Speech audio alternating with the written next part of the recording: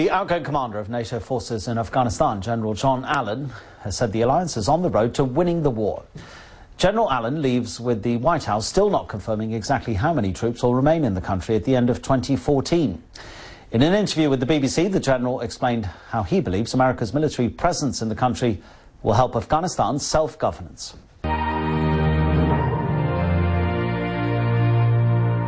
General John Allen leaves Afghanistan at a critical time. Thousands of NATO troops will depart this year too. He says the Afghan security forces, known as the ANSF, are ready for a major milestone this spring. Where the ANSF move into the lead for combat operations and we move into support, still in combat, but in support, I'm comfortable they'll be ready. But during Allen's tenure, a new threat emerged: attacks by insiders. Last year, Afghans wearing security uniforms killed 61 NATO soldiers and civilian personnel. The Taliban know that if they can split us apart at the seam of where we train, advise, and assist, where we assist this force to become capable over time, to become the archenemy of the Taliban, if they can split us here, then they can achieve strategic outcomes. But Allen says he's confident that NATO and its Afghan counterparts have reduced the threat as much as possible.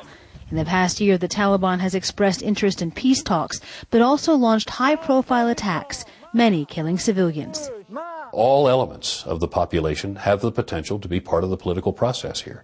The Taliban have their own ideology. The Taliban have their own platform.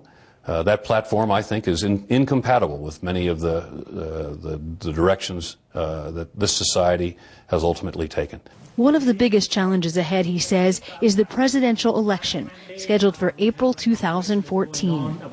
That will be a key moment in the modern history of Afghanistan. And the Afghan National Security Forces, being able to secure that election, will make, in many respects, contribute directly to the credibility of that election. Allen says the country's future is in the hands of the government. It is the nature of this kind of a conflict, where once security is established, credible government will then emerge from that establishment. And I think we're there now. But can a credible government survive without the help of international forces? Allen says there are no certainties in post-conflict Afghanistan. His successor, U.S. General Joseph Dunford, is expected to be the last NATO commander here. The mission ends in 2014.